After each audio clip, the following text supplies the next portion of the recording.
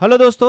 तो इस बार आपका LLPT जो आपका होने जा रहा है, लोकल लैंग्वेज प्रोफिशिएंसी टेस्ट जो होने जा रहा है, उसका क्या है वो आप बहुत ध्यान से समझिएगा। इस बार पीछे से बिल्कुल अलग होने वाला, पहले से बिल्कुल अलग होने जा रहा है।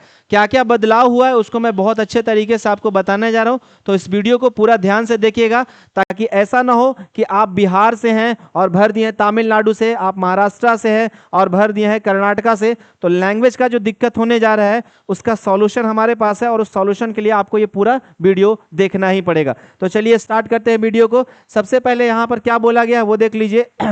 कहता है लोकल लैंग्वेज प्रोफेशनरी टेस्ट। क्या कहता है कि the candidate applying for vacancy of particular, यहां देखिए क्या कह रहा है कि the candidate applying for vacancy of a particular states और union territories should be proficient in reading, ध्यान देखिएगा, reading, writing, speaking and understanding. यानी कि अगर आप कहीं दूसरे स्टेट से फॉर्म भर रहे हैं तो उस स्टेट का लैंग्वेज आपके पास सिर्फ आना नहीं चाहिए, उसमें आपको पढ़ने आना चाहिए, लिखने आना चाहिए, बोलने आना चाहिए और समझने आना चाहिए। ये चारों चीज अगर आपको आता है तभी आप उस स्टेट से फॉर्म भरिएगा, अन्यथा आप दूसरे स्टेट से फॉर्म नहीं भरिएगा जहां का लैंग्वेज आपको नहीं आता हो। आगे कहता है क्या है कि defied opted local language for that a state या यूनियन टेरिटरीज।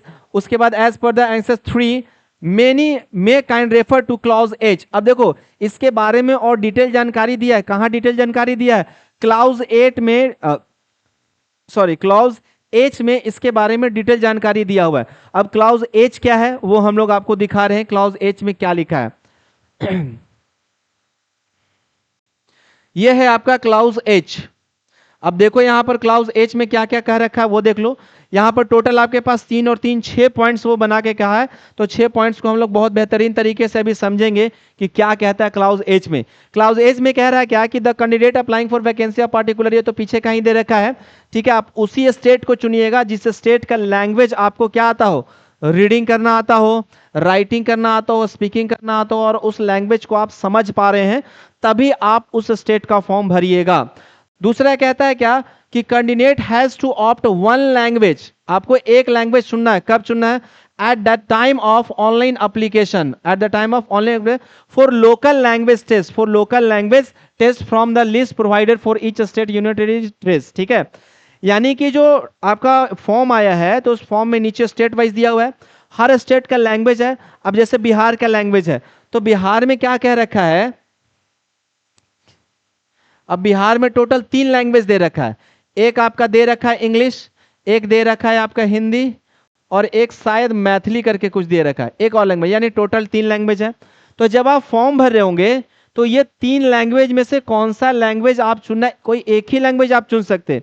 ये नहीं कि आप बिहार से फॉर्म भर रहे हैं तो हम इंग्लिश भी चुन लिए, हिंदी भी चुन लिए, और जो तीसरा लैंग्वेज दिया है वो भी चुन लिए। आपको जिस लैंग्वेज का टेस्ट देना है वो टेस्ट वाला जो लैंग्वेज होगा वो कोई एक ही लैंग्वेज आपको चूज करना है। तो ये 3 यहाँ जैसे बिहार का ये 3 है, तो आप इन 3 में से कोई एक ही चूज कर सकते हैं। वही चीज यहां का रखा है कि आपको एक ही लैंग्वेज चूज करना है। जैसे महाराष्ट्र का होगा तो वहां मराठी होगा, हिंदी होगा, इंग्लिश होगा। तो आप अगर इंग्लिश वहां देना चाहते हैं तो इंग्लिश चूज कीजिएगा, अगर हिंदी देना चाहते हैं तो हिंदी चूज कीजिएगा, अगर आप मराठी देना चाहते हैं तो मराठी चूज कीजिएगा। यानी कोई एक ही लैंग्वेज आपको चूज करना जो आगे जाकर जिसका आपका टेस्ट होगा। तो आइए आगे कहता है कि candidate who provide 10th standard or ever mark sheet certificate evidency having studied the a specific opted local language will not be required to undergo the language test। यानी जिस लैंग्वेज को आप चूज किए हैं फॉर्म भरते समय, वो language अगर आपके 10th बोर्ड में है, सर्टिफिकेट में 10th बोर्ड के रिजल्ट में अगर वो है, या 10th बोर्ड के ऊपर लेवल का यानी कि 12th बोर्ड में अगर है आपके पास, ठीक है, या आप कोई भी सर्टिफाइड एविडेंसी, तो ये दोनों में से अगर कहीं पर भी आपको वो लैंग्वेज रहता है सर्टिफिकेट में आपके पास, जैसे मान लो इंग्लिश है, अब इंग्लिश आपने चूज कर लिया कि हम इंग्लिश मेरा लोकल लैंग्वेज होगा वहां का, तो इंग्लिश आपके रिजल्ट में होना चाहिए। कौन से रिजल्ट में होना चाहिए? या तो 10th के रिजल्ट में होना चाहिए, या उसके ऊपर का रिजल्ट यानी ग्रेजुएशन का जो आप फॉर्म भरिएगा उसमें होना चाहिए, या 12th वाले में, यानी कहीं ना कहीं अगर वो रहता है तो फिर उसका टेस्ट आपको नहीं लिया जाएगा। यहां साफ लिख रखा है कि will not be required to undergo the language test, तो फिर उसको टेस्ट से नहीं गुजरना पड़ेगा, वो टेस्ट से बच जाएगा वो व्यक्ति।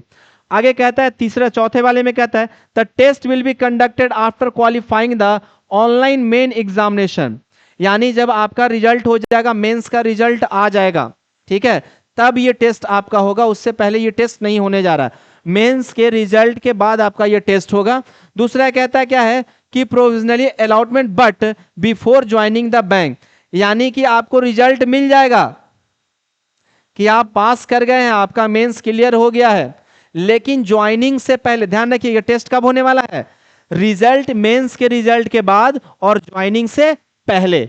आपका टेस्ट कब होगा, रिजल्ट के बाद, मेंस का रिजल्ट आ जाएगा उसके बाद और ज्वाइनिंग से पहले। देखो यहां लिख रखा बिफोर ज्वाइनिंग द बैंक, यानी ज्वाइनिंग से पहले और मेंस के रिजल्ट के बाद आपका ये टेस्ट होगा।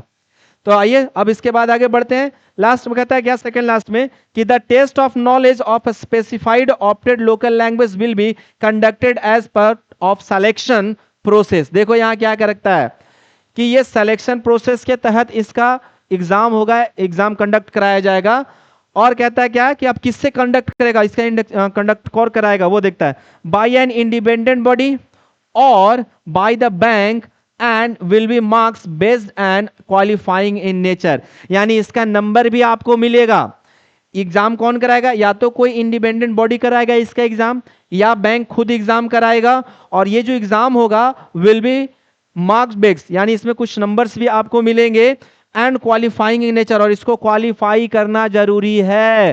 पहले क्या होता था कि अगर आप नहीं भी क्वालिफाई किए तो आपको कुछ समय मिलता था, 6 महीने का समय मिलता था कि ठीक है आप नहीं क्वालिफाई किए तो आपको थोड़ा समय दे दिया जाता है, आप उन सब चीजों को सीख लीजिए। अब वो खत्म हो गया है, तो अगर आप क्वालिफाई नहीं कीजिएगा तो क्या होगा, वो आगे नीचे देख रखा है, क्या कहता है कि कैंडिडेट हु फेल, देखो क्या लिखा है, candidate who fail the qualify this test will not be offered appointment and will be disqualified from the process. क्या कह रखा है कि अगर आप इसमें पास नहीं कीजिएगा, अगर आप इसमें पास नहीं करते हैं तो क्या होगा, आपका ये जो अपॉइंटमेंट है वो कैंसिल कर दिया जाएगा, यानी कि आपको फिर वो जॉब नहीं मिलेगा। आप फेल कर गए हैं तो वो कहानी वहीं पर खत्म हो जाएगा। तो अब ये आपको बहुत इंपॉर्टेंट चीज है, तो आपसे एक रिक्वेस्ट है कि अगर आप फॉर्म भर रहे होंगे तो लैंग्वेज बहुत अच्छे से देखिएगा, कहाँ का लैंग्वेज आपको आता है आप वही का फॉर्म भरिएगा। और एक चीज का ख्याल रखिएगा, आप केवल एक ही लैंग्वेज उसमें पुट कर सकते हैं, तो एक ही लैंग्वेज आपको चूज करना है, और जिस लैंग्वेज को आप चूज कीजिएगा उसी का आपका टेस्ट होगा। तो कोशिश कीजिएगा कि आप वैसा लैंग्वेज चूज करें जो लैंग्वेज आप 10th बोर्ड में, 12th बोर्ड में या ग्रेजुएशन में आप पढ़ चुके हैं, क्योंकि अगर ऐसा होगा तो आपको फिर आगे जाकर टेस्ट नहीं देना पड़ेगा। Is that clear? चलिए मिलते हैं नेक्स्ट वीडियो में।